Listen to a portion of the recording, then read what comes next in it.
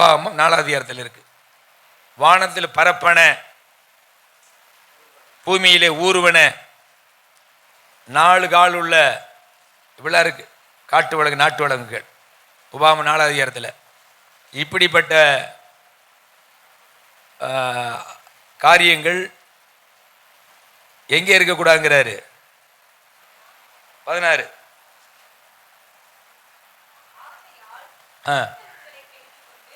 நீங்கள் உங்களை கெடுத்துக்கொண்டு ஆண் உருவம் பெண் உருவம் பூமியில் இருக்கிற யாதொரு மிருகத்தின் உருவம், பூமியில் இருக்கிற யாதொரு மிருகத்தின் உருவம், ஆகாயத்தில் பறக்கிற செட்டையுள்ள யாதொரு பட்சி, வானமண்டலத்தில் பறக்கிற பட்சிகள் உருவம், பூமியுள்ள யாதொரு ஊரும் பிராணிகளின் உருவம், பூமியின் கீழ் தண்ணீர் உள்ள யாதொரு மச்சத்தின் உருவமாயிருக்கிற இவைகளில் யாதொரு உருவத்துக்கு ஒப்பான விக்கிரத்தை உங்களுக்கு உண்டாக்காதபடிக்கும். அதை உண்டாக்கி சபையில ஆலயத்தில் வைக்க கூடாது எழுதி இருக்கா? உண்டாக்க கூடாதுன்னு இருக்காரு. அப்ப நீங்களே நம்முடைய ஆலயம், நம்மளே நம்ம ஆலயம் சொல்லிட்டாரு ஆண்டவரே. இந்த ஆலயம் எங்க இருக்கு ஐயா? இந்த ஆலயம் இங்கே தான் இருக்கு. இந்த ஆலயம் எங்க இருக்கு? இந்த ஆலயம் எங்க இருக்கு? வீட்டில் இருக்கு. இங்க சபையில இருக்கிறேன். இந்த ஆலயம் எங்க இருக்கு? நம்ம சரீரம் இருக்கு. இந்த சரீரம் எங்க இருக்கு? நிப்ப ஆலயம்.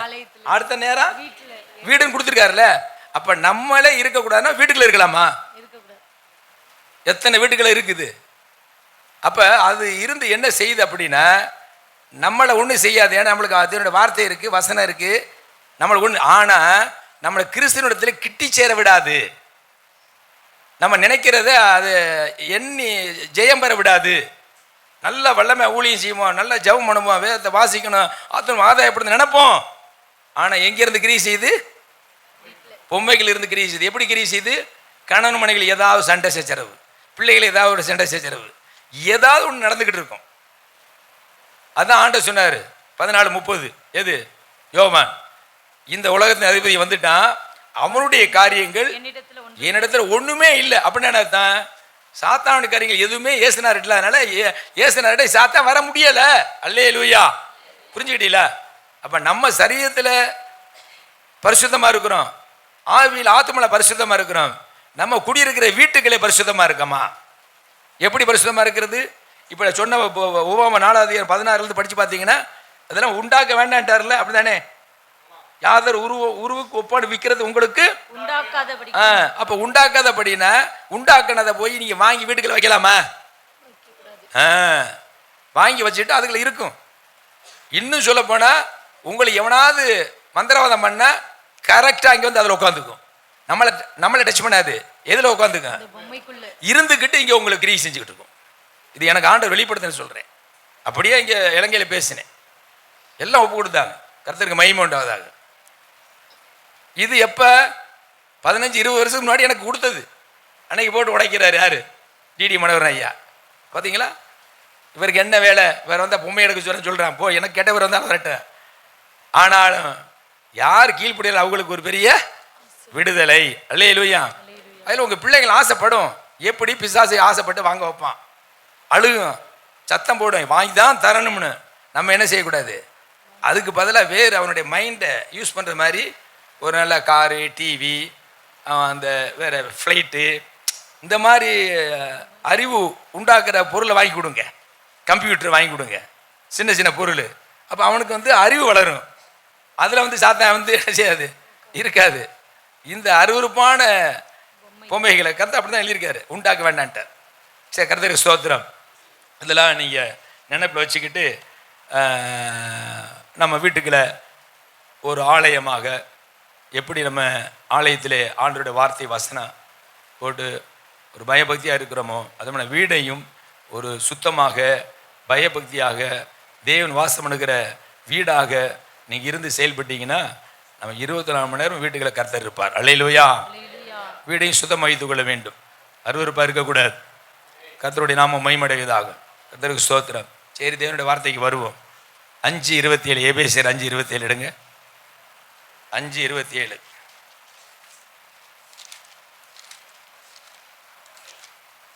கரை திரை முதலானவைகள் ஒன்றும் இல்லாமல் பரிசுத்தமும் பிழையற்றதுமான மகிமையுள்ள சபையாக அதை தமக்கு முன் நிறுத்திக் கொள்வதற்கும் தம்மை தாமே அதற்காக ஒப்பு கொடுத்தார்.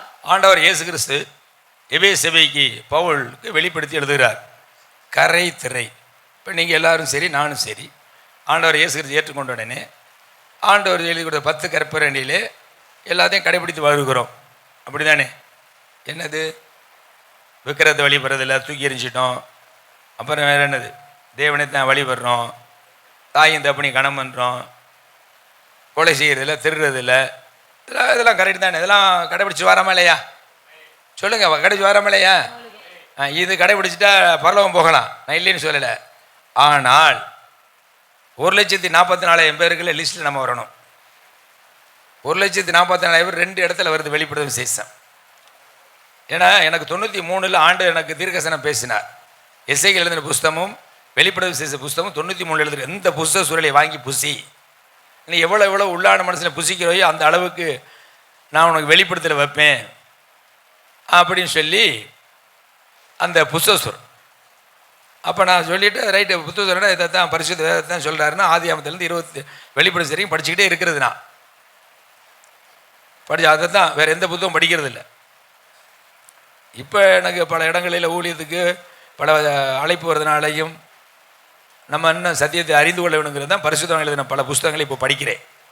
வரலாற்று பணிகளையும் பைபிள் காலேஜையும் படிச்சுக்கிட்டு இருக்கேன். அப்போ ஆண்டவர் ஆவி என்னை பேசினார், உனக்கு கொடுத்த தீர்க்கதரிசனம் என்ன? வெளிப்படுத்த விசேஷத்தில் 10வது நினைக்கிறேன், இந்த புஸ்தக சூழலை வாங்கி புசி. இந்த சிறிய புஸ்தகம் இருக்கே, அப்படித்தானே? தூதனிடத்தில் போய் அந்த சிறு புத்தகத்தை எனக்கு தாரும். அந்த சிறு புஸ்தகம் அப்படின்னா அவர் கையில் இருக்கிற சிறு புஸ்தகம் நான் தியானிக்கிறது அப்படிதான். எது? வெளிப்படை விசேஷம் 1லிருந்து 22 அதிகாரம் வரைக்கும் நினைக்கிறேன். அந்த புஸ்தகத்தை வாங்கி தாரும் என்றே. அதற்கு அவன், நீ இதை வாங்கி புசி. 10மா 9 இல்ல 10ல 9. நீ இதை வாங்கி புசி, இது உன் வயிற்றுக்கு கசப்பா இருக்கும், ஆகிலும் உன் வாய்க்கு இது தேனை போல மதுரமா இருக்கும் என்றான். நான் அந்த சிறு புஸ்தக தூதனுடைய கையில் இருந்து வாங்கி அதை புசித்தேன். என் வாய்க்கு அது தேனை போல மதுரமா இருந்தது. நான் அதை புசித்த உடனே என் வயிறு கசப்பாயிற்று. அப்படின்னு என்ன அர்த்தம்னா, கேட்கறதுக்கு நல்ல இனிமையா இருக்கும் தேனு மாதிரி, அது கை கொண்டு நடக்கிற பொழுதுதான் என்ன ஆகும்? கஷ்டமா இருக்கு. புரியுதா? அப்படியா? உலகத்தில் ஆண்டு வரப்போறாரா? அந்த கிறிஸ்து வரப்போறானா? இப்படிலாம் நடக்குமா? ஆர்வமா கேட்கறதுக்கு என்ன ஆகும்? ஆனால் அதில் சிக்கிக்கொள்ளாதபடி நம்ம இப்படிதான் இப்பதான் சொன்னேன், கரை திரை இல்லாதபடி. இந்த மாதிரி வெள்ளை சட்டை இருக்குல்ல, எதுக்கு வெள்ளை சட்டை போடுறோம்? லேசாக ஒரு கருப்பு புள்ளி வந்துச்சுனாலே தெரியுமா இல்லையா? அப்படி கரை இருந்துச்சுன்னா நம்ம ஏசுனார் இடத்து போக முடியாது.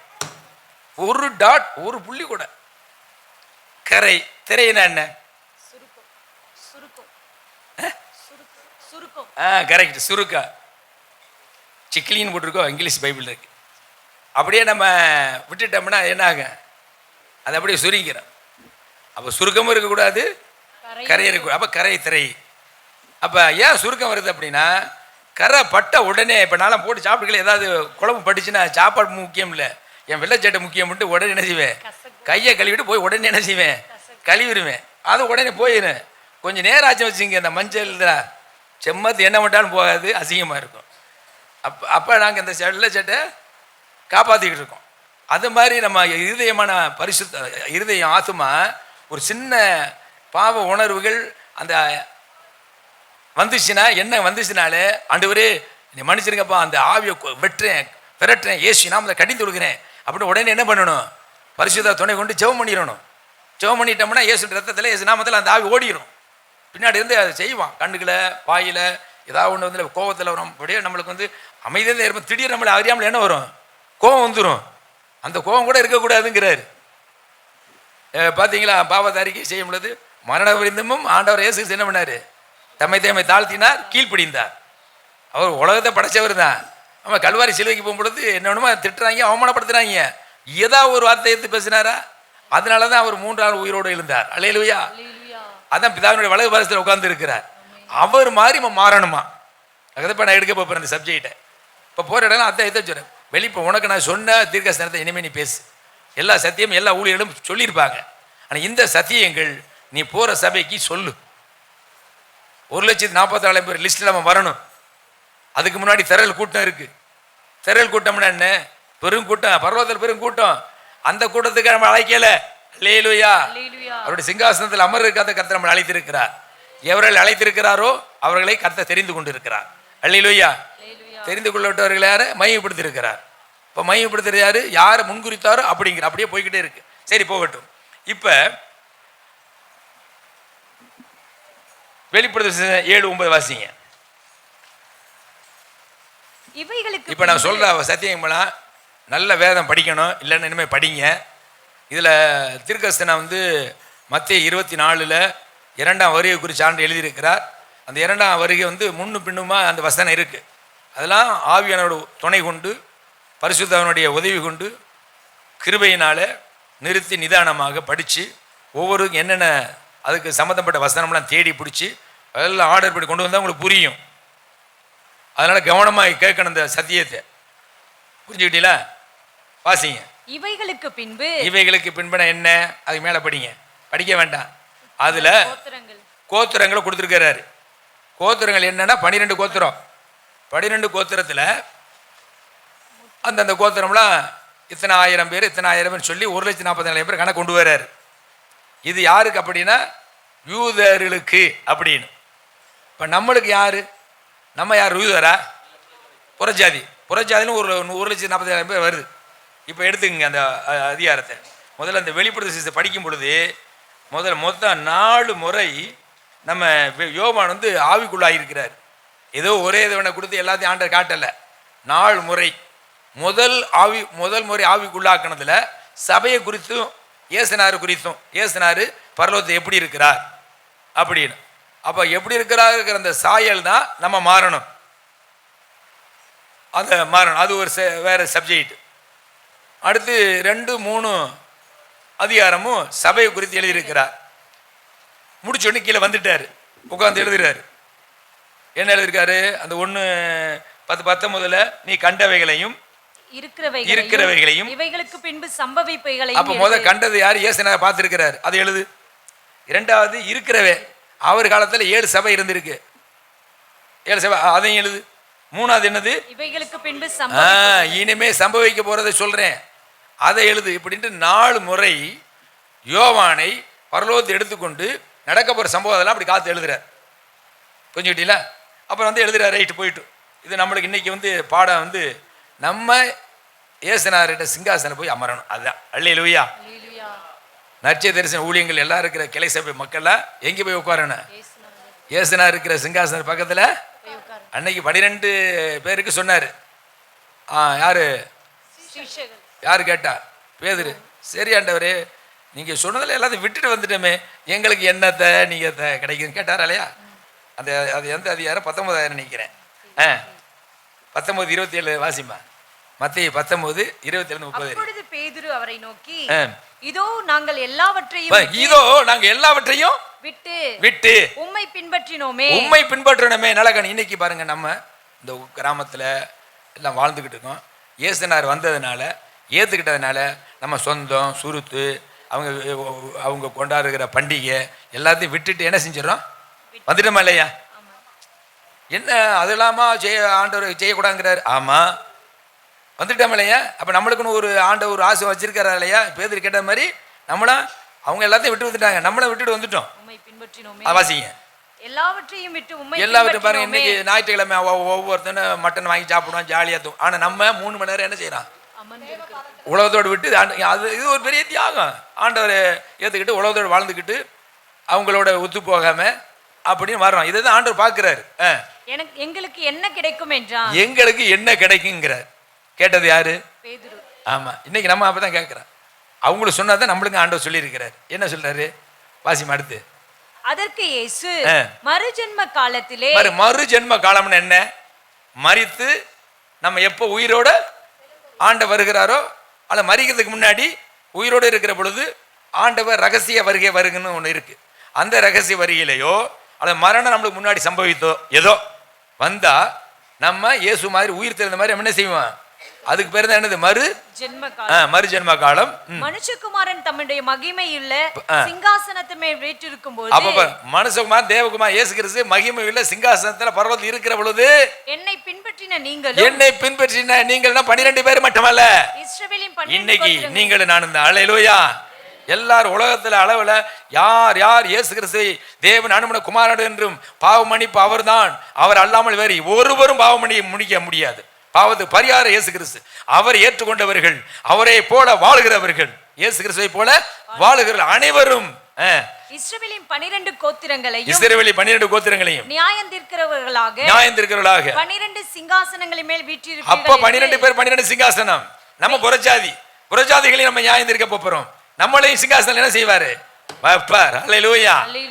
மறுஜென்ம காலத்துல வீற்றிருப்பீர்கள் என்று மெய்யாகவே உங்களுக்கு சொல்லுகிறேன். சொல்லிட்டு என் நாமத்தின் நிமித்தம் பாருங்க, என் நாமத்தின் நிமித்தம் வீட்டையாவது சகோதரரையாவது சகோதரிகளையாவது தகப்பனையாவது தாயையாவது மனைவியையாவது பிள்ளைகளையாவது நிலங்கள் ஆஸ்தி பணம் விட்டவன் எவனோ அப்படின்னா என்ன? கர்த்தருதான் முதலிடம். அல்லேலூயா. அவருக்கு இல்லாம இன்னைக்கு ஆராதனை இது, நாளை அடுத்த வாரம் போவோம், ஒரு பிஸ்னஸ் இருக்கு, கடை வியாபாரம் இருக்கு, இல்லை தொழில் இருக்கு, ஒரு விவசாயம் இருக்கு, அதில் பல லட்சம் வரும் அப்படின்னு இந்த ஆராதனை விட்டுட்டு தேவனை விட்டுட்டு அதுக்கு போனோம்னா அதுக்கு பிறகு என்னது? விக்கிரகங்கிறது. அல்லேலூயா. அப்ப அத கர்த்தருக்காக எதை இழக்கிறோமோ அதுதான் பெரிய தியாகம்.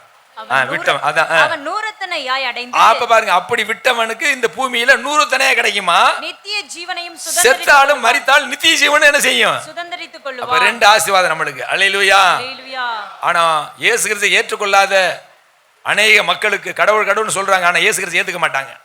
அவனுக்கு இந்த பூமியில் ஆசீர்வாதம் இருந்தாலும் செத்தா நரகம், நித்திய ஜீவன் இல்ல. எவன் ஒருவன் எவ்வளவு கடவுள் அனுப்பின குமாரன் இயேசு கிறிஸ்து உண்மையான கடவுள் அவர்தான், பாவம் மன்னிப்பு யார் விசுவாசிக்கிறார்களோ, அடுத்து அவருடைய போதனைகளை கடைபிடிக்கிறார்களோ அவர்களுக்குத்தான் நித்திய ஜீவன். அல்லேலூயா. இப்ப புரிஞ்சுக்கிட்டீங்களா? நம்ம பூமியிலேயே ஆசிரிக்கப்படுவோம், மரித்தாலும் அல்லது ஆண்டு வருகையிலே நம்ம மரிக்கிறதுக்கு முன்னாடி ஆண்டு வந்தாலும் நம்மளை கர்த்தர் தூக்கிட்டு போயிடுவார். நம்மளை எங்கே இருக்க இடம் சொல்லுங்க? சிங்காசனத்தில் இருப்போம். அல்லேலூயா. இப்போ யார் சிங்காசனத்தில் இருப்பான்னு சொல்லிட்டேன். இப்போ யார் சிங்காசனத்தில் இருக்க மாட்டான்னு இப்போ சொல்ல போகிறேன். அல்லேலூயா. அந்த இடத்துக்கு நம்ம போகக்கூடாது. ஆனால் அவங்களுக்கு பரலோகம் தான், அவங்களுக்கு பரலோகம் தான். வாசிங்க, ஏன்னா நிறையா இருக்குது, டைம் குறையுது, அதனால ஷார்ட் எழுதிடுறேன். 7:9 வாசிங்க. வெளிப்படும் சீசன். இவைகளுக்கு பின்பு சொன்னல, இவைகளுக்கு பின்புனா என்ன? எவைகளுக்கு பின்பு? அதுக்கு முன்னாடி செபுலோன் கோத்திரத்தில் அதெல்லாம் வாசிக்க வேண்டாம். அதுக்கு முன்னாடி அந்த 12 கோத்திர பத்தி பாக்குறாருங்க யோவானு.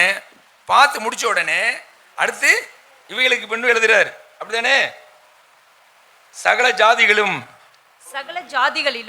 கோத்திரங்களிலும் ஜனங்களிலும் பாஷைக்காரரிலும் இருந்து வந்ததும் ஒருவனும் எண்ணக்கூடாததுமான திரளான கூட்டமாகிய ஜனங்கள். அப்ப ஒருவரும் எண்ணக்கூடாதமான திரளான கூட்டம் எண்ண முடியாது. அப்படிப்பட்ட ஒரு பெரிய கூட்டம். இதுக்கு பேர் திரள் கூட்டம், அல்ல மிகுந்த திரள் கூட்டம் அப்படின்னு ஒரு பெரிய கூட்டம். வெள்ளை அங்கிகளை தரித்து தங்கள் கைகளில் குருத்தோலைகளை பிடித்து சிங்காசனத்திற்கு முன்பாகவும் ஆட்டுக்குட்டியானவருக்கு முன்பாகவும் நிற்க கண்டேன். சிங்காசனத்துல உட்கார்ந்து இருக்கிறாங்களா இல்ல சிங்காசனத்துக்கு முன்னாடி நிக்கிறாங்களா? நிற்க கண்டேன். அப்ப இவர்கள் சிங்காசனத்துல உட்கார்றதுக்கு தகுதி இல்லைன்னு அர்த்தம். புரியுதாப்ப? ஏற்கனவே நான் சுருக்கமா சொல்லிட்டேன். யார் சிங்காசனத்துல இருக்கிறது?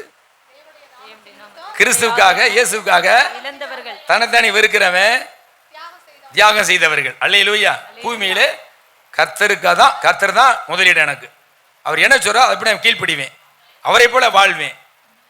கரை திரை இல்லாம ஒரு பொட்டு, ஒரு சின்ன கூட என்ன இருக்கக்கூடாது, இன்னும் சொல்ல போன முறுமுறுப்பு கூட இருக்கக்கூடாது.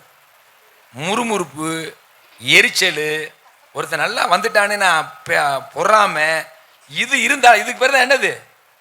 கரை திரை. நீ ஒரு பெரிய பாவம்லாம் செய்யல, இந்த எண்ணங்கள் கூட யார்கிட்ட இருக்கக்கூடாது? திருச்சபையில் இருக்கக்கூடிய தேவ ஜனங்களுக்கு இருக்கக்கூடாது. அதுவும் திருவந்து எடுக்கிற பிள்ளைகளுக்கு இருக்கக்கூடாது. அல்லேலூயா. அப்ப கரை திரை, அதுதான் எபேசு 5:27 கரை திரை, அத வசனத்தை போடுமா, கரை திரை பிழைகள் ஒன்றும் இல்லாமல் பரிசுத்தமும், பாருங்க, பரிசுத்தமும் பிழையற்றதுமான பிள்ளை. ஒருத்தன் நம்மள குற்றம் சொல்லப்படாது. அந்த அளவுக்கு மற்றவன் குற்றம் சொன்னாலாம், தேவன் நம்மளை என்ன செய்யக்கூடாது? குற்றப்படுத்தக்கூடாது. பிசாசு குற்றப்படுத்தக்கூடாது. மகிமையுள்ள சபையாக அதை தமக்கு முன் நிறுத்திக் கொள்வதற்கு. மகிமையுள்ள சபையாகனா யாருக்கு? தமக்கு முன், கிறிஸ்துவுக்கு முன்னாடி நிறுத்திக் கொள்வதற்கு தம்மை தாமே அதற்கு ஒப்பு கொடுத்தார். அப்ப நான் என்ன செய்யணும், நீங்க என்ன செய்யணும்? நான் எப்படியாவது இயேசு கிறிஸ்துனுடைய அவருடைய வலது பாசத்துல சிங்காசத்துல அமர்வதற்கு எனக்கு என்ன தடையா இருக்கோ அதெல்லாம் எடுத்தெறிவேன் அப்படின்னு ஒப்பு கொடுக்கணுங்க. அல்லேலூயா. முன்னாடிலாம் அப்படி ஜெபிக்கிறது இல்லை. எனக்கு காலங்கள் வந்துருச்சு. காலங்கள்லாம் எனக்கு வயசாகிட்டு 69. ஆனாலும் என்னை அறியாமல் ஆவியான் இப்படி ஜெபிக்க சொல்றாரு.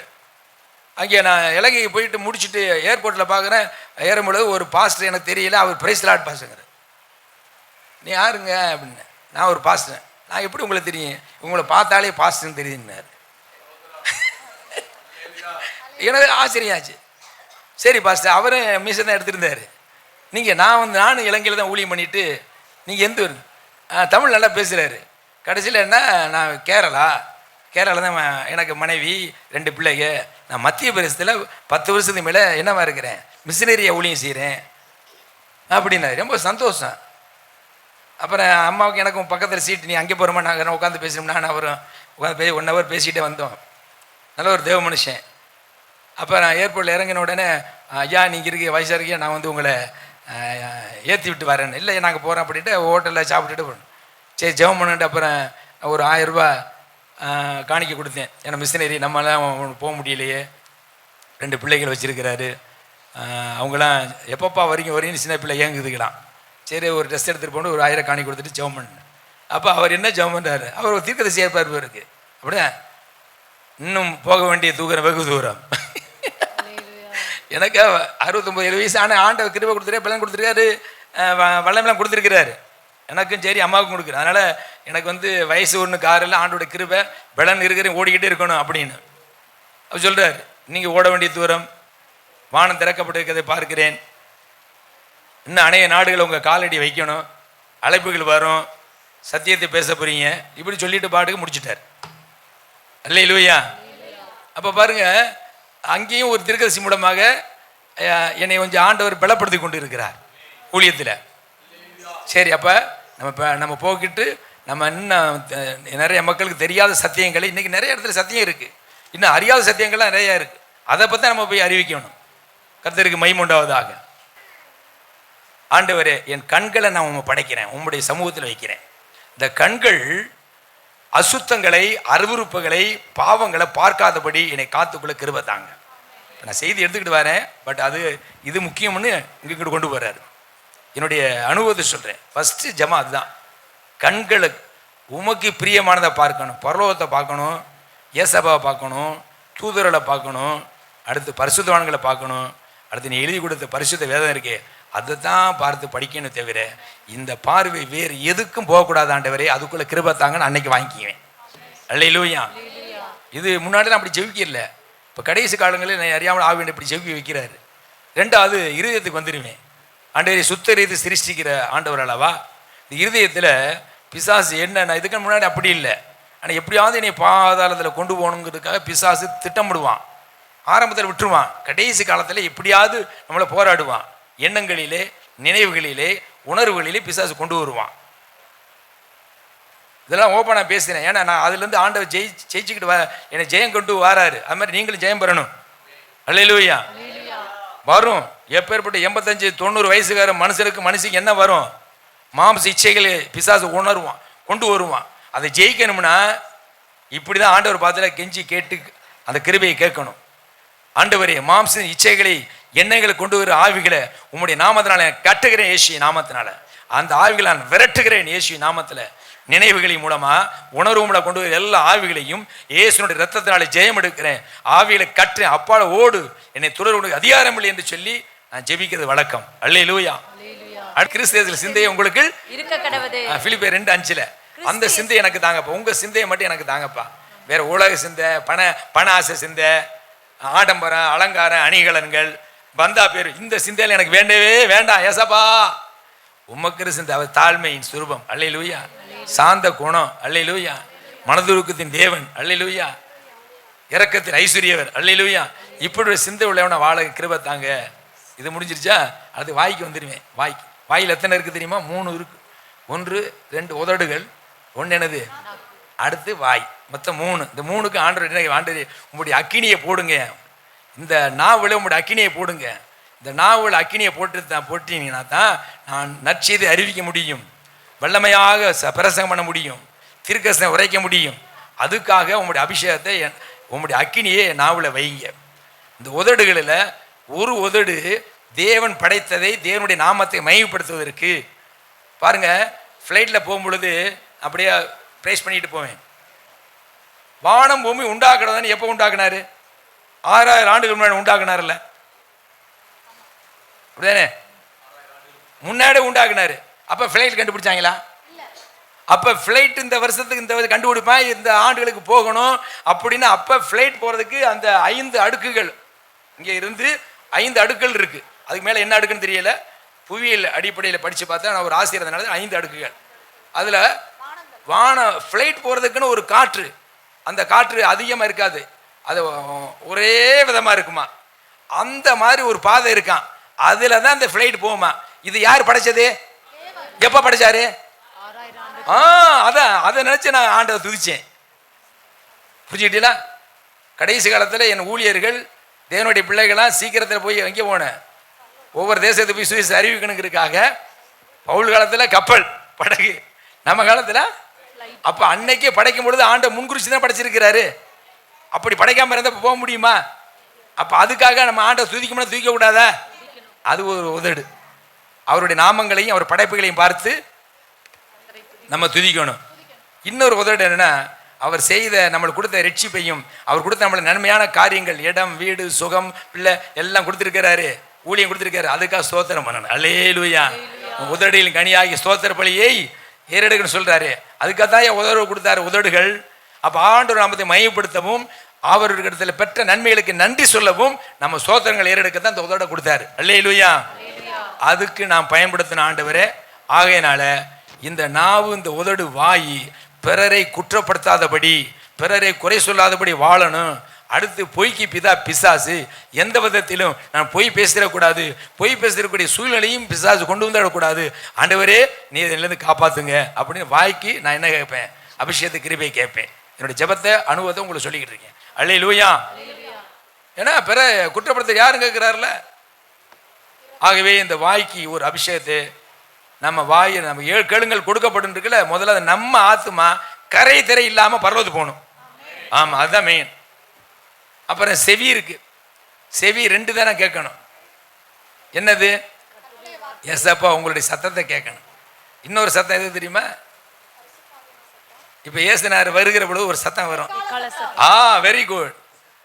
அந்த எக்கால சத்தம் ஏசுனா வருகிற பொழுது, ஒருவேளை நம்ம மரணம் முன்னே ஆயிடுச்சுன்னா நம்மளை அடக்கம் பண்ணிட்டு எங்கே படிச்சிருப்பாங்க, கல்லறையில் படிச்சிருப்பாங்க. அப்போ முதலாவது சத்தம் யாரு கேட்கும்? அப்போ 2 சத்தம். ஆண்டவரே உம்முடைய சத்தம் கேட்கணும், பிரதான தூதனுடைய சத்தம் கேட்கணும். அதுக்கு என்னுடைய செவியை திறந்துடும் ஆண்டவரே. இல்லை இதெல்லாம் எப்படி படித்தவன் அருமையாக இருக்குல்ல. இதெல்லாம் நானா இல்லை, ஹோலி ஸ்பிரிட் நான் சொல்லி கொடுத்ததை உங்களுக்கு சொல்லிக்கிட்டு இருக்கேன். என் செவியை திறக்கணும்னா 2க்கு. 1 உம்முடைய சத்தம், ஏசுனார் பேசு சத்தம் கேட்கணும். 2வது பிரதான தூதனுடைய சத்தம் கேட்டால் தான் நம்ம போக முடியும் இந்த இடத்துக்கு, இல்லைன்னா போக முடியாது. அதுக்கு நீ இப்படியே கேட்டு இருந்தேன்னா ஆண்டு இறக்கம் பாராட்டி வருஷம் சூடு டெய்லி என் மகன் ஜெபிக்கிறானே, இந்த செபத்துக்காவது இவனுக்கு அந்த கிருபை கொடுப்பாரா கொடுக்க மாட்டாரா? ஆமென், ஹல்லேலூயா. கிருபை வந்துச்சுன்னா பாவம் செய்ய மாட்டாங்க. கிருபை உள்ள நோவாவுக்கு கர்த்தருடைய கண்களில் அவ்வளவு பேரும் மாம்சத்தில் பாவம் செஞ்சான், நோவா மட்டும் நீதி. ஏன்? அவனுக்கு கிருபை இருந்துச்சு, தேவனுக்கு பயப்படுற மனுஷன் இருந்தான், பயற்றதுனால கிருபை கொடுத்தாரு, கிருபை இருந்ததுனால பாவம் செய்யலை. அல்லேலூயா. அந்த மாதிரி. அப்போ அடுத்து பரிசுத்தவான்கள் சத்தியம் இருக்கு, அந்த சத்தியத்தை கேட்கணும் ஆண்டவரே, நல்ல சத்தியங்கள் அப்படின்னு நான் கவனிட்டு அடுத்து இந்த கரத்துக்கு கேட்பேன். இந்த கரத்துக்கு எப்படி கேட்பேன்? ஆண்டவருடைய ரட்சிப்பு, அவருடைய ரட்சிப்பின் கரம் குறுகி போகல. அல்லேலூயா. இந்த கரம் அநேகர்களை இயேசு நாமத்தில் கொண்டு வரணும் ஆண்டவரே, ரட்சிக்கிற கரமாக மாற்றுங்க. இன்னொரு இடத்துல சொல்றாரு, அவருடைய வலதுகரம் பராக்கிரமம் செய்யும், அவர் வலதுகரம் ரட்சிக்குன்னு சொல்றாரு. ஆக பராக்கிரம்னா பயங்கரமான வல்லமை. அப்போ அற்புதங்கள் நடக்கணும், அதிசயம் நடக்கணும், வியாதி குணமாகணும், மந்திரவாத பிலிசினி கட்டுகளாம் கட்டவழுக்கப்படணும், பிசாசுகள் துரத்தணும். அடுத்து என்னது, சபைக்கு போனால் என்னை பயன்படுத்திங்கன்னா பரிசுத்தானுடைய அபிஷேகத்தை செவம் பண்ணும் பொழுது அந்த மழை பொழியணும். யாராவது தலையில் கை வைக்கணும்னா அந்நிய பாசையில் ஏன்னா அந்நிய பாசை பேசணும். அதுக்குள்ள அந்த வல்லமை இந்த கரத்துக்கு கொடுங்க ஆண்டவரேன்னு கேட்பேன். அல்லேலூயா. அடுத்து கடைசியில் எனக்கு கொடுத்த கிருபை, ஒரு காலத்தில் என்கிட்ட இருக்கக்கூடிய 2 ஊழியரில் ஃபாதர்கிட்டையும் போய் கேட்டேன், ஊழிய பிரதிஷ்டை பண்ணுங்க ஃபாதர் அப்படின்னு ஒரு டேட் கேட்டேன். அவங்க எங்களுக்கும் இது வச்சுருக்கிறேன், இங்கே வேணால் ஊழிய பிரதிஷ்டை பண்ணுங்க. யாருக்கு? ஜெயாவுக்கும் செல்வத்துக்கும் கேட்டேன். நம்ம ஒரு ஊரில் ஊழியம் பண்ணுறேன், எல்லாரையும் வரவழைச்சு ஒரு ஊழியக்காரன் அப்படின்னு அங்கீகாரத்துக்கு போய் கேட்டால் அவங்க இல்லை இல்லை நாங்கள் ஒரு இது அமைப்பு வச்சுருக்கிறோம், நீ இங்கே ஊழிய பிரதிஷ்டை பண்ணிக்கிங்க அப்படின்னாரு. எந்த இடத்துல ஆண்டவரே எனக்கு மாட்டேன்னு ஃபாதராக பக்கத்தில் ஜோசப் பாலசாத ஐயா அவர் இருந்தார் சொன்னாங்க. இப்போ மதிப்பிக்க சொல்லலை, பெருமைக்கு கர்த்தருடைய அபிஷேகத்துக்கு சொல்கிறேன். என்னை கொண்டு அநேகர்களை ஊழிய பிரசை பண்ணுவதற்கு கர்த்தர் என்னை தகுதியாக்கி வச்சிருக்கிறார். அல்லேலூயா. அதனால் வருகிற ஜனவரி இல்லை பிப்ரவரி மார்ச்சுக்கில் உங்கள் ஊழியக்காரருக்கு ஞானஸ்தானம் கொடுப்பதற்கும் திருவிருந்து கொடுப்பதற்கும் உள்ள ஒரு அதிகாரம் பிரதிஷ்டை பண்ணணும். எல்லாரும் திருவிருந்தோ, எல்லா பாஸ்டர்களும் திருவிருந்து கொடுக்குறதோ ஞானஸ்தானம் கொடுக்குறதோ கர்த்தர் அப்படி வைக்கலை. ஏன்னா பவுல் 12 அப்போஸ்தலரில் பவுல் ஒரு அப்போஸ்தலர் பிற்காலத்தில் சேர்றார். 1 Corinthians 11 27 21 வசனம் சொல்லும் பொழுது, நான் இதை கர்த்தரிடத்தில் இருந்து பெற்றுக்கொண்டேன் எழுதுறார். சும்மா பவுலா திருவிருந்து கொடுக்கல, கர்த்தரிடத்தில் பெற்றுக்கொண்ட பிற்பாடு தான் திருவிருந்து கொடுக்கிறார். வாசிமா. நான் உங்களுக்கு ஒப்புவித்ததை கர்த்தரிடத்தில் பெற்றுக்கொண்டேன். என்னவெனில் கர்த்தராகிய இயேசு தாம் காட்டி கொடுக்கப்பட்ட அன்று ராத்திரியிலே அப்பத்தை எடுத்து ஸ்தோத்திரம் பண்ணி அதை பிட்டு நீங்கள் வாங்கி புசியுங்கள். பாத்தீங்களா? திருவிருந்து கொடுப்பதற்கும் யாரிடமிருந்து பெற்றுக்கொள்ள அதிகாரம் கர்த்தரிடமிருந்து பெற்றுக்கொண்டார். யாரு? அப்போஸ்தலர் பவுல். அப்ப எந்த ஒரு ஊழியக்காரனும் நான் திருவிருந்து கொடுப்பதற்கும் ஞானஸ்தானம் கொடுப்பதற்கும் பிரதிஷ்டை பண்ணுவதற்கும் தகுதி உள்ளவனார் கர்த்தர் கொடுத்தா தான் செய்யணும், இல்லைன்னா செய்யக்கூடாது. அல்லேலூயா. அதுக்காக தான் காத்திருந்து 2-3 வருஷமா நாங்கள் ஜெபம் பண்ணிக்கிட்டு இருந்தோம். இப்போ வருகிற 2025 உங்கள் ஊழியக்காரருக்கு நம்ம சபையில் யாருக்கு அப்படி இல்லை, எனக்கு தான் அந்த அதிகாரம் கொடுத்துருக்காரு. இப்போ அடுத்து நம்ம பாலுக்கு கொடுப்பறேன், ஜெபம் பண்ணிட்டு வரேன், நீங்களும் ஜெபம் பண்ணுங்கள், அதை ஆண்டவர் ஆசீர்வதித்து. ஏன்னா இது இந்த மாதிரி தான் நம்முடைய பின் சந்ததிகள் ஊழிய செய்யணும் அப்படிங்கிறதுக்கு ஒரு அடையாளம். 25 வயசு 30 வயசு ஊழியக்காரன் ஆயிடுறாங்க, அவங்களாம் திருவிருந்து கொடுக்கற கூடாது, ஞானஸ்தானம் கொடுக்கக்கூடாது. ஒரு ஒழுங்கு இருக்கு. ஒழுங்கு இல்லாமல் ஊழியம் பண்ணிக்கிட்டு இருந்தால் இன்னைக்கு ஆண்டவர் நாம தூசிக்கப்பட்டு பாட்டு பாடி லட்சக்கணக்கில் ரசிகர் இருக்கிறாங்க. அதில் ஒருவனாவது பரவது போன முடியாது, பிறகு சத்தியம் இல்லாமல் இருக்கு. சரி போகட்டும். ஆகவே இந்த பிரதிஷ்டை பண்ணுவதற்கு ஒரு அபிஷேகம் வேணும். அல்லேலூயா, அல்லேலூயா. அதே நான் ஜெபம் பண்ணுறது தகுதி இல்லப்பா, ஆனால் நீங்கள் அப்போ அந்த பிரதிஷ்டை பண்ண ஊழியருக்கு கடைசி வரைக்கும் கிறிஸ்து நிலைச்சிருக்கணும் அப்படின்னு ஜெபம் பண்ணுறது. அடுத்து என்னது? அடுத்த வேறு உறுப்பு என்ன உறுப்பு இருக்கு? கால். மான் கால்களை போடாதுங்கப்பா. சமாதானம் என்ற சுவிசேஷத்தை போய் சொல்லணும். இந்த கால் எங்கே போகணும்னு நீங்கள் சித்தம் இருக்கு, அங்கே தான் போகணும். கிராமம், பட்டணம், மாவட்டம், மாநிலம், தேசம், உலகம், எங்கே நீங்கள் கொண்டு போகிறீங்களோ அங்கே தான் என் கால் போகணும். கால் மீதிக்கும் தேசத்தை தருவேண்டு ஆபிரகாமுக்கு சொன்னார். அப்போ நாங்கள் பார்த்துக்கிட்டு இருந்தோம், அந்த கானான் தேசத்தை பார்க்கும் பொழுது இவ்வளோ தூரம் நடந்திருப்பாரா ஆபிரகாமு? அப்போ எனக்கே சந்தேகம் வந்துச்சு. அப்போ பக்கத்தில் ஊழியர் சொன்னார், கண் பார்க்கும் பூமியை உனக்கு தருவேன்னு சொன்னார்ல. அப்போ இப்படி பார்த்துருப்பாரு மலை பிரதேசத்தை, அதையும் கருத்தை என்ன செஞ்சிட்டாரு? கொடுத்துட்டாரு. அல்லேலூயா. இப்போ நம்ம கால் எங்கே மிதிக்கிறோமோ அது கிறிஸ்துவ வீடாக, கிறிஸ்துவின் கிராமமாக, கிறிஸ்துவின் பட்டணமாக மாறணும். அல்லேலூயா. அப்படி ஜெபிச்சுக்கிட்டு ஐயனை ஆவியான அப்படி ஜெபிச்சு அதை முடிச்சுட்டு தான் அடுத்த பாயிண்ட்டுக்கே போவேன். அல்லேலூயா. சரி போ, நான் செய்திக்கு வந்துடுறேன். இன்னும் ஒரு 1/4 மணி நேரம் தான் இருக்குது. கர்த்தருக்கு ஸ்தோத்திரம். என்ன அதிகாரத்தோட சபை முடிஞ்சிருது. 4-5 பரலோகத்தை குறித்து எழுதுறாரு. பரலோகத்தில் பிதா இப்படி, குமாரன் இயேசு கிறிஸ்து, மூப்பர்கள், 4 ஜீவன்கள், பரலோகத்தோட தரிசனத்தை எழுதுற 4-5. இப்போ 6 அதிகாரம் நீங்கள் படிக்கும் பொழுது எப்படி படிக்கணும்னா, 6 அதிகாரத்திலேருந்து 18 அதிகாரத்து வரைக்கும் அந்தி கிறிஸ்துவனுடைய ஆட்சி காலங்கள். ஆன்டி கிரைஸ்ட், கிறிஸ்துக்கு எதிரியாக ஒருத்தன் வருவான், அவன் ஆட்சி காலம். இப்போ 6 அதிகாரத்தை படித்து பார்த்தீங்கன்னா 6-18 அதிகாரம்.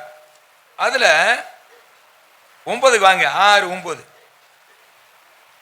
அவர் 5ஆம் முத்திரையை உடைத்த போது தேவ வசனத்தின் நிமித்தம், பாருங்க, தேவ வசனத்தின் நிமித்தம் தாங்கள் கொடுத்த சாட்சி நிமித்தமும் கொல்லப்பட்டவர்களுடைய ஆத்துமாக்களை பலிபீடத்தின் கீழே கண்டேன். இந்த கொல்லப்பட்டவருடைய ஆத்துமாக்கள்ல பலிபீடத்துல கண்டார் ஒழிய உங்க சிங்காசனத்துக்கு முன்பாகவோ இல்ல, சிங்காசனத்திலும் இல்ல. அடுத்து, அவர்கள் பரிசுத்தமும் சத்தியமுள்ள ஆண்டவரே, தேவரீர் பூமியின் மேல் குடியிருக்கிறவர்களிடத்தில் எங்கள் இரத்தத்தை குறித்து எதுவரைக்கும் நியாயம் தீர்ப்பு செய்யாமல் பழி வாங்காமலும் இருப்பீர் என்று மகா சத்தமிட்டு கூப்பிட்டார்கள். இதெல்லாம் எங்க நடக்க, இதெல்லாம் நடக்க முடியல. நல்ல கவனிங்க, யோவான் பார்க்கிற பொழுது இது இல்லை. அதான் சொல்ற, இனி சம்பவிக்க வேண்டியதை எழுது. அப்ப இதுக்கு பேர் என்னது? தீர்க்கதரிசன புஸ்தகம். சொல்லுங்க, இதுக்கு பேர் என்னது? இனிமே நடைபெறக்கூடிய காலங்களை பத்தி தான் எழுதியிருக்கிறாரு. அதனால தெரிஞ்சுங்க. அப்ப நடைபெற, இது நடந்த மாதிரி இருக்கு, ஆனா இது நடக்கல, நடைபெற போகுது. சரி, அடுத்து. அப்பொழுது அவர்கள் ஒவ்வொருவருக்கும் வெள்ளை அங்கி கொடுக்கப்பட்டது. அன்றையும் அவர்கள் தங்களை போல கொலை செய்யப்பட போகிறவர்களாகிய இன்னொரு கூட்டம் இருக்கு. தங்களை போல கொலை செய்யப்படுகிற இரத்த சாட்சியா மறிக்க ஒரு கூட்டம் இருக்கு.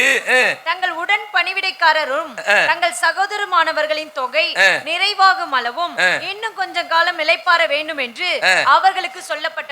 இந்த கூட்டம் யாருன்னு சொல்ல போறேன். இந்த கூட்டம் யாரு? இந்த கூட்டமும் யாரு?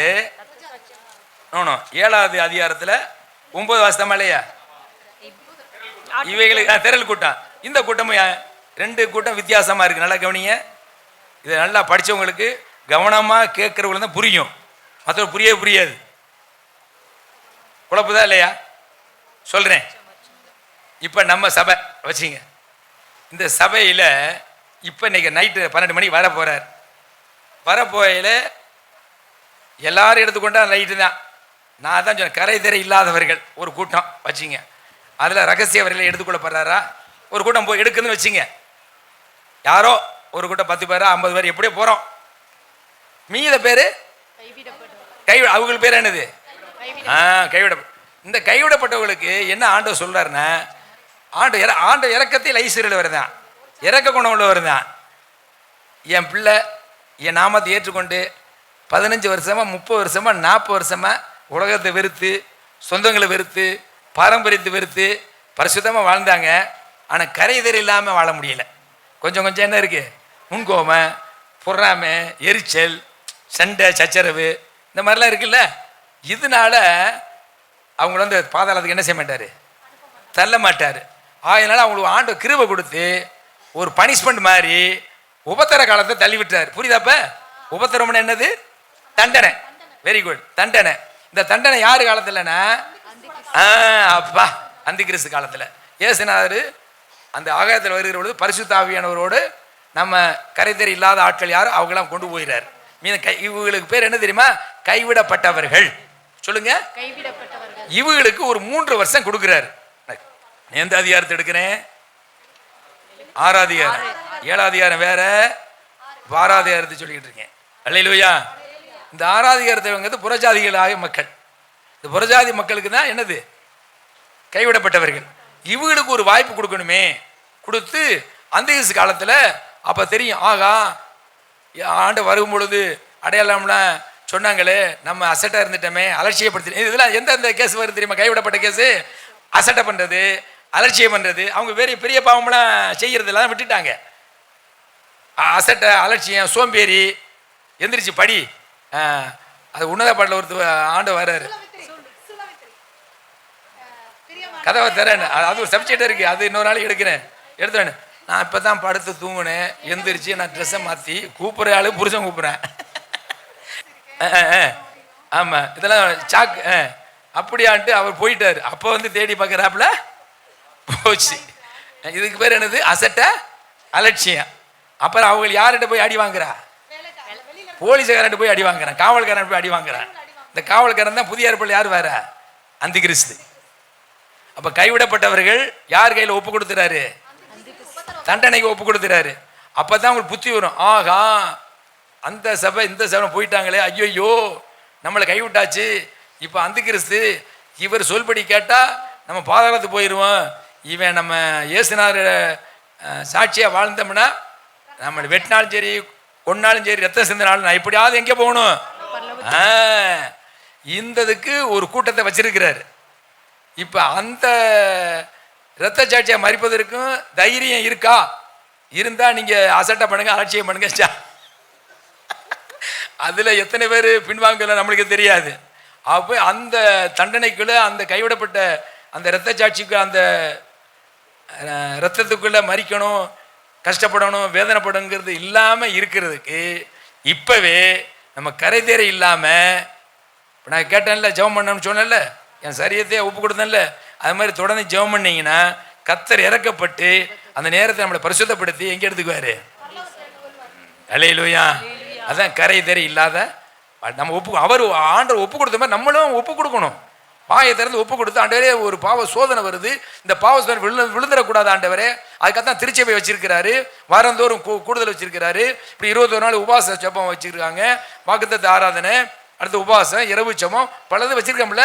இதான் நம்ம அடிக்கடி சுத்தி இருப்பு, நம்மளால முடியாது, வீட்டுக்கு போனால் முடியாது, பல வேலைகள் இருக்கு. இங்கே தான் அந்த ஒரு ட்ரைனிங் சென்டரா இருக்கு. இதோட ஆவியை நம்மளை வச்சிருக்கிறாரு. நேரம் கிடைக்கும் போல வேதத்தை எடுத்து படிக்கிறோம், உலகத்தை வெறுக்கிறோம், கர்த்தருக்கு ஸ்தோத்திரம். இந்த மாதிரி இருந்தால் தான் நம்ம கரைதேறி இல்லாத வாழ முடியும். அல்லேலூயா. இன்னும் படித்து பார்த்தீங்கன்னா கலாத்தியர் 5:19 நிறைய இருக்குது, அது கடைசியில் சொல்லி முடிச்சிடறேன். அதுதான் முக்கியம். 17 காரியங்கள் இருக்கு. இந்த 17 காரியங்கள்லாம் பரலோகத்தை சுதந்திரிக்க முடியாது. சரி, அடுத்து வாசிங்க. இப்போ நான் புரியுதாப்ப? இந்த 6வது அதிகாரத்தில் இப்படிப்பட்டவங்களாம் கைவிடப்பட்டவர்கள், புரியுதா? இரத்த சாட்சிகள், இவங்களை எங்க நிற்கிறாங்க? பிரகாரத்தை நிற்பாங்க. இப்போ 7வது அதிகாரத்தில் யார் சொல்ல? 9வது வசனம் திரள் கூட்டம். இவங்க யாருன்னா அடுத்த 3 வருஷம் வருது இல்ல, மொத்தம் 7 வருஷத்தில் முதல் 3 வருஷம் சபை கைவிடப்பட்டவர்களுக்கு ஒரு வாய்ப்பு கொடுக்குறாரு. அடுத்த 3 வருஷம் யாரு கொடுக்குறாரு? யூதர்களுக்கு. அந்த யூதர்களுக்கு வராங்கல்ல, அவங்க ரத்த சாட்சியா மறிக்கிறாங்கல்ல, அவங்க தான் இவங்க திரள் கூட்டம். இந்த 2 திரள் கூட்டம் பார்க்கும் பொழுது இந்த திரள் கூட்டம் என்ன செய்ய தெரியுமா? 15 வந்துருங்களே, 14, 15 வாசிங்க. 14, 15. அப்பொழுது வேறொரு தூதன் தேவாலயத்தில் இல்ல நல்லா இருக்குமே, 13 இருந்து வாசிமா. 7, 13. 7:13. அப்பொழுது மூப்பர்களில் ஒருவன் என்னை நோக்கி வெள்ளை அங்கிகளை தரித்திருக்கிற இவர்கள் யார், எங்கிருந்து வந்தார்கள் என்று கேட்டான். யாரு? அங்க இருக்கிற மூப்பர் யோவான்கிட்ட கேட்கிறாப்புல. இதெல்லாம் இன்னும் நடக்கல, நடக்க போறதை தீர்க்கதரிசனம் எழுதுறாரு. அவர் யோவான் என்ன சொல்றாரு? அதற்கு நான், ஆண்டவனே அது உமக்கே தெரியும் என்றே. அப்பொழுது அவன், இவர்கள் மிகுந்த உபத்திரவத்திலிருந்து வந்தவர்கள். பாத்தீங்களா? மிகுந்த உபத்திரத்தில் வந்தவர்கள். எந்த மிகுந்த உபத்திரமா? 7 ஆண்டுல முதல் 3 வருஷம் உபத்திர காலம், அடுத்து 3 வருஷம் மகா உபத்திர காலம், அதான் மிகுந்த உபத்திர காலம். அந்த உபத்திர காலத்தில் வந்தவர்கள் இவர்கள் தங்கள் அங்கிகளை ஆட்டுக்குட்டியானுடைய ரத்தத்திலே தோய்த்து வெளுத்தவர்கள். எப்படி வெளுத்தவர்கள் சொல்லுங்க? இப்ப ஏற்கனவே வெள்ளை சட்டை வெளுத்தாச்சு, மறுபடியும் தோய் ஆட்டுக்குட்டியான ரத்தத்தில் வெளுத்தவன ரத்தம் தானே வரணும் கலரு. ஆனா இயேசுனுடைய ரத்தம் எப்படி ஆகுதா? அதிக வெண்மையாக்குது, வண்ணாவுக்கு. ஆமா, பரிசுத்தமாக்குறது. அப்ப ஏற்கனவே இவங்க வெளுத்தவங்க தான், ஆனா மறுபடியும் என்ன ஆச்சு? அந்த கரை இருக்கு, திரை இருக்கு, அத மறுபடியும் ஆட்டுக்குடி அர்த்தத்தில் என்ன செய்றாங்க? தோய்த்தவர்கள். ஆனபடியால் இவர்கள் தேவனுடைய சிங்காசனத்துக்கு முன்பாக இருந்து, இவர்கள் தேவனுடைய சிங்காசனத்தில் இருக்க வேண்டியவர்கள் முன்பாக இருந்து இப்ப எங்க இருக்கிறாங்க? முன்னாடி இருக்கிறாங்க. புரியுதாப்ப? இப்ப நம்மளாம் எங்க இருக்கணும்? சிங்காசனம். ஏசாப்ப வலது பாசத்துல இருக்கணும். பிதாவினோட வலது பாசத்துல ஏசு இருக்கு. ஏசு வலது பாசத்துல அவர் மணவாட்டி இருக்கிறாங்க. அப்ப மணவாட்டி இரவும் பகலும் அவருடைய ஆலயத்திலே அவரை சேவிக்கிறார்கள். இங்க பாருங்கயா, இப்ப இரவும் பகலும் நம்ம யாரு? அவரை சேவிக்கிறோம், அவருக்கா ஊழியம் செஞ்சுக்கிட்டு இருக்கான். அங்கே எதுக்கு ஆண்டவர் கூப்பிடுறாரு? இளைப்பாறுதலுக்கு. இளைப்பாறுதலுக்கு போக வேண்டிய ஆளுங்க இப்ப என்ன ஆகுது? அங்கேயும் பணிவிட, அங்கேயும் ஆண்டவருக்கு என்ன செய்யறாங்க? பணிவிடை செய்ய போறாங்க. அப்ப தேவனோட மணவாட்டியாக இருக்க வேண்டிய நபர் அங்கே மணவாட்டியாக இல்லாமல் ஆண்டவர் இரக்கத்தின்படி அவர் இரக்கத்தில் ஐஸ்வர்யத்தினால பாதாளத்தில் தள்ளாதபடி ஒரு தண்டனையாக கொடுத்து எப்படியாவது இங்கே வரணுங்கிறதுக்காக வந்து அங்கே பணிவிட பரலோகத்தில் என்ன செய்யறாங்க? சேவிக்கிறார்கள். சிங்காசனத்தின் மேல் வீற்றிருக்கிறவர் இவர்களுக்குள்ளே வாசமாய் இருப்பார். இருந்தாலும் கைவிடல, கர்த்தர் அவரோட இருக்கிறாரு. ஆனா அங்கே வந்து அந்த இடத்துல வரல. அல்லேலூயா. ஆக இப்ப புரிஞ்சுக்கிட்டீங்களா? அப்ப திரள் கூட்டங்கிறது எது? ஒரு எண்ணிக்கை உள்ள கூட்டம் எது தெரிஞ்சுக்கிட்டீங்களா? சரி, இந்த எண்ணிக்கை உள்ள கூட்டத்தில் யாரு அப்படின்னா மொத்தம் 3: அழைக்கப்பட்டவர்கள், தெரிந்து கொள்ளப்பட்டவர்கள், உண்மையுள்ளவர்கள். அழைக்கப்பட்டவர்கள், தெரிந்து கொள்ளப்பட்டவர்கள், உண்மை உள்ளவர்கள் தான் ஆண்டவருடைய வலது பார்சத்தில் இருக்க முடியும். எனவே கர்த்தருடைய ஆலோசனை கர்த்தரத்தில் பெறணும். முடியலையா? ஊழியக்காரர் என்ன செய்யணும்? கேளுங்கள், கர்த்தர் உங்களை ஆசீர்வதிப்பாராக. அல்லேலூயா. நிறைய காரியம் இருக்கு, அதனால முடிச்சிடுறேன். நான் வரும் நாட்களில் பார்ப்போம். இதுல மெயின் என்னன்னா வெளிப்படுத்தல் 16-15 வாசிங்க. இது திருடனை போல் வருகிறேன். பாருங்க, திருடன் சொல்லிட்டு வருவானா வரமாட்டானா? ஐயா, திருடன் சொல்லிட்டு வருவானா வரமாட்டானா? சொல்லாம தான் வருவான். மரணம் சொல்லாம தான் வர. 2 காரியம். இயேசுனார் வருகையில சொல்லிட்டு வர மாட்டாரு. ஆனா கிருபை சபைகளுக்கு என்ன கொடுத்திருக்காரு தெரியுமா? அடையாளங்கள். என்ன சொல்லுங்க? என்ன அடையாளம்? அவர் வருகைக்கு அடையாளம். இந்த அடையாளம் செல்போன்ல அடையாளம், டிவியில் அடையாளம், 3ஆம் உலகப் போர் வருது. இதுல ரெண்டு யுத்தம் வருது தெரியுமா? வெளிப்படுத்தல் 2 யுத்தம் வருது. எது முதல் யுத்தம், 2வது யுத்தம்? அர்மகெதோன் யுத்தம், கோகு மாகோகு. இந்த யுத்தம் எது முதல்ல வருது பின்னாடி வருது? அது முதல் தெரிஞ்சு, அதான் குழப்பம் உங்களுக்கு. அர்மகெதோன் யுத்தம் முதல் வரும். அந்த யுத்தம் வந்த உடனே, முடிஞ்ச உடனே சாத்தானை, அவனுடைய ஆட்களை, அது அந்தி கிறிஸ்து, கள்ளத்தீர்க்கதரிசிகள், இவங்கெல்லாம் சாத்தானெல்லாம் சங்கிலியெல்லாம் கட்டி போட்டுருவாரு. அதுக்கு பிறகு 1000 ஆண்டு அரசாட்சி, 1000 ஆண்டு அரசாட்சி பிற்பாடு சாத்தானுடைய அந்த சங்கிலிய கட்டுறதை அவுத்து விட்டுருவாரு. அவன் வெளியே வந்து மக்களெல்லாம் ஒரு கூட்டமாக சேர்ப்பான். இந்த மக்கள்லாம் ஒரு கூட்டம் சேர்க்கும் பொழுது அந்த மக்கள்லாம் அவன் பக்கம் போயிடுவான். 1000 வருஷம் நன்மை செஞ்சான் மறந்துவிட்டு, இயேசுனாரை மறந்துட்டு, இயேசுனார் ஆட்களை மறந்துட்டு ஒரு கூட்டம் போவான். கூட்டம் போய் ரஷ்யா, அதான் மாகு கோகு. அந்த யுத்தம் தான் கடைசி யுத்தம். அந்த யுத்தத்தில் எல்லாவற்றையும் கர்த்தரா இயேசு கிறிஸ்து என்னைக்கு போயிடுவார்? பாதாளத்தில் தள்ளிடுவார். இப்போ பிரே பரிசு எடுத்தோம்ல, ரஷ்யாவுக்கும் உக்ரைனுக்கும். உக்ரைனில் இருக்கிற உக்ரைன் யார் தெரியுமா? ஃபுல்லாக யூதர்கள். கொரோனா காலத்தில் ஆரம்பிச்சிச்சு யுத்தம், இன்னமும் முடியலை. கர்த்தர் அங்கே யுத்தம் பண்ணிக்கிட்டு இருக்காரு. ரஷ்யா வெவ்வேறு பெரிய நாடு, அவனால் ஒன்றும் பண்ண முடியல. அதனால் நீங்களும் நானும் திருச்சபையில் இருக்கிறோம்னா நம்ம பாட்டுக்கு ஆண்டவரோட ஐக்கியம் வச்சுக்கிட்டு ஆண்டோடைய சித்தத்தை ஃபாலோ பண்ணிக்கிட்டு இருந்தா, என்ன பட்டயம், என்ன கொள்ள நோய், என்ன யுத்தம் வந்தாலும் I don't care, we don't care. சொல்லுங்க, நம்மளோட இருக்கிறவர் யாரு? கர்த்தர். பயப்படாதீங்க. அல்லேலூயா. ஐயோ, அடுத்து சில ஆளுகளாம் சொல்லிட்டு இருக்காங்க. இன்னைக்கு நான் இந்த 3 நாள் ஆண்டவர் பாத்திரம் உட்காந்து படிக்கும் பொழுதெல்லாம் முதல்ல பட்டயம், அடுத்து என்ன வரும்? பஞ்சம். முதல்ல கொள்ளை நோய், அடுத்து பட்டயம், அடுத்து பஞ்சம்னு வருது. 3 எது வந்தாலும் என்ன? கர்த்தருடைய பிள்ளைகளுக்கு கர்த்தர் பெரியவர்ல, நம்ம ஜெபிக்கிறோம்ல, அவரை போல மாறணும் விருப்பம் இருக்கிறோம்ல, அவருடைய சித்தத்தை நிறைவேற்றோம்ல, நம்மளை ஒன்றும் செய்யாது. அந்த விசுவாசம் நம்மளுக்கு வேணும். பயப்படுறாள் பயப்படட்டும், நம்ம பயப்படக்கூடாது. எது வந்தாலும் நம்ம வாடு ஸ்தோத்திரம் பண்ணிக்கிட்டு இருப்போம், நம்ம பரிசுத்தமாக வாழ்வோம். உண்மை எதுக்கு சார்? உண்மைக்கு சொன்னேன், சாரி மறந்துட்டேன். எது? அழைக்கப்பட்டவர்கள், தெரிந்து கொள்ளப்பட்டவர்கள் எது இல்லை? உண்மை இல்லை. உண்மை இல்லைன்னா நீங்க எந்த இடத்துக்கு வந்துடுவீங்க? திரள் கூட்டத்துக்கு வந்துடுவீங்க. அந்தி கிறிஸ்து ஆட்சிக்கு ஒப்பு கொடுத்துருவாரு. உண்மைதான் முக்கியம். அங்கே பரலோகம் வருகிற பொழுது என்ன செய்யறது தெரியுமா? உண்மை இல்லை, உண்மையும். அப்போ உத்தமன்னா எல்லா நீதியும் நிறைவேற்றணும்னு அர்த்தம். நம்மளுக்கு தெரிஞ்ச நீதிலாம் எல்லா நீதியும் நிறைவேற்றணுக்கு பிறகு தான் உத்தமம்.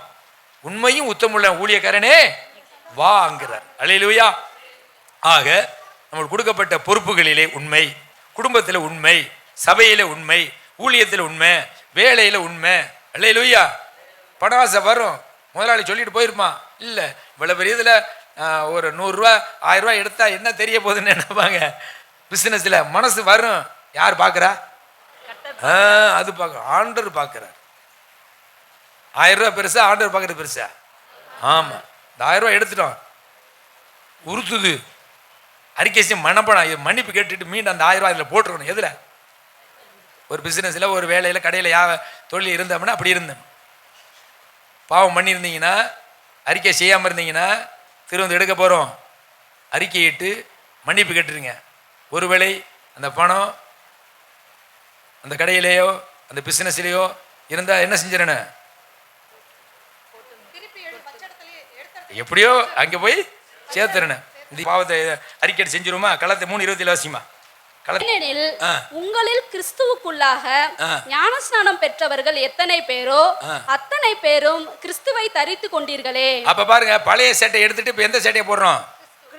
ஞானஸ்நானம் எடுக்க போறோம்ல, இப்ப அம்மா எடுக்க போறாங்கல்ல, ஏற்கனவே எடுத்துக்கிட்டோம்ல, நம்ம ரெனியூ பண்ணணும். அப்ப நம்ம எதை போடணும்? கிறிஸ்துவை தரித்து கொண்டிருக்கிறீர்களே. இப்ப கிறிஸ்து என்ன தரித்து கொண்டாரு? நீடிய பொறுமை, சாந்தம், மனதுருக்கம், அப்புறம் என்ன, கோபமே இல்லை, மனத்தாழ்மை, கீழ்ப்படிதல் எல்லாம் இருந்துச்சுல, அதுதான் தரித்து கொண்டீர்களே. சரி, அதுக்கடுத்து வெளிப்படுத்தின 16-15 வாசிங்க. வாசிமா. இதோ திருடனை போல் வருகிறேன், தன் மானம் காணப்படத்தக்கதாக, தன் மானம் காணப்படத்தக்கதாக நிர்வாணமாய் நடவாதபடிக்கு விழித்துக் கொண்டு தன் வஸ்திரங்களை காத்துக் கொள்ளுகிறவன் பாக்கியவான். தேவ பிள்ளைகளே, உங்கள் வஸ்திரங்களை காத்துக் கொள்ளணும். நீங்கள் பெற்ற ரட்சிப்பின் வஸ்திரம், நீதியின் வஸ்திரம், பரிசுத்த வஸ்திரம், வல்லமையின் வஸ்திரம், துதியின் வஸ்திரம் எல்லாவற்றையும் காத்துக்கொள்ள வேண்டும். அல்லேலூயா. அதான் சரி, விழித்துக் கொண்டு தன் வஸ்திரங்களை காத்துக்கொள்ளுகிற யாருன்னா பாக்கியவான்டாரு. இவங்க யாருன்னா திரள் கூட்டத்தில் இல்லாதவங்க, திருச்சபை. இவங்க தான் உண்மையான திருச்சபை மக்கள். சொல்லுங்க, உண்மையான திருச்சபை மக்கள். அடுத்து யாரு? இந்த தன் வஸ்திரங்களை காத்துக்கொள்ளாதவர்கள் திரள் கூட்டம். புரியுதா?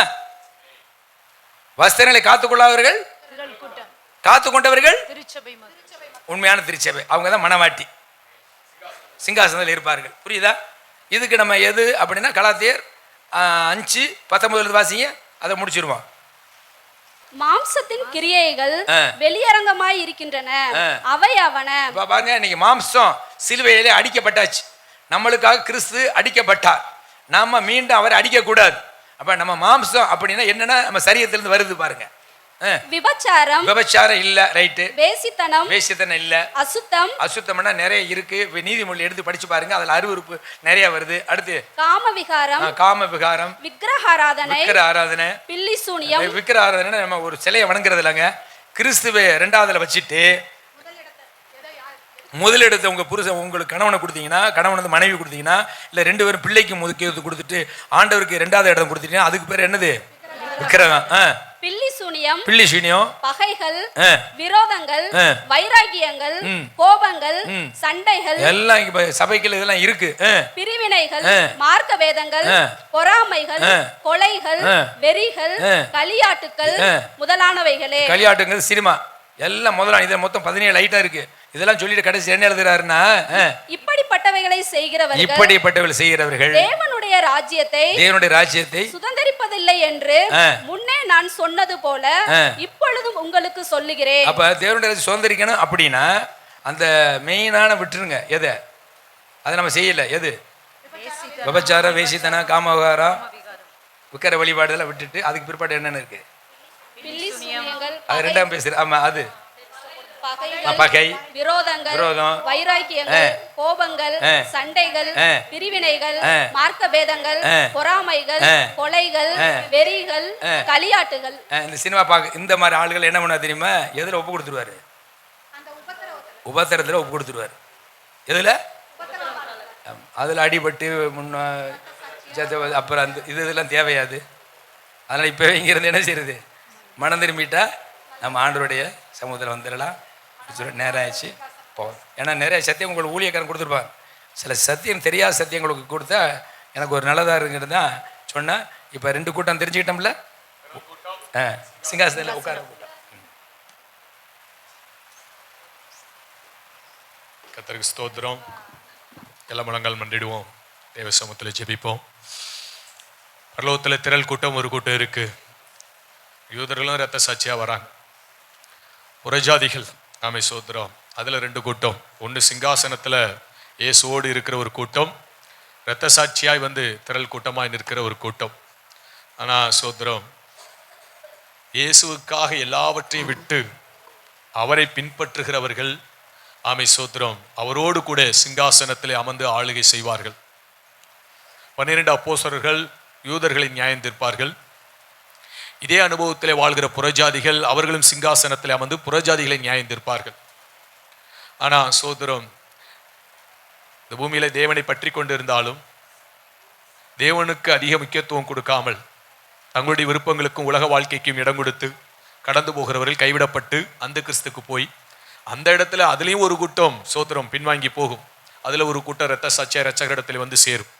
அவர்கள் சோத்திரம் ஆட்டுக்குட்டியானவருக்கு முன்பதாய் திரள் கூட்டமாய் நிற்பார்கள் என்று சொல்லப்பட்டு 2 விதமான கூட்டங்கள் பரலோகத்தில் வராங்க. அதில் நாம் எப்படி இருக்க வேண்டும்? கலாத்தியரில் சொல்லப்பட்ட காரியங்கள் ஒன்று நம்முடைய வாழ்க்கையில் வராதபடி இருக்கும். ஆமை சோத்திரம், நம்முடைய ஜீவியத்தை காத்துக்கொள்ளணும்.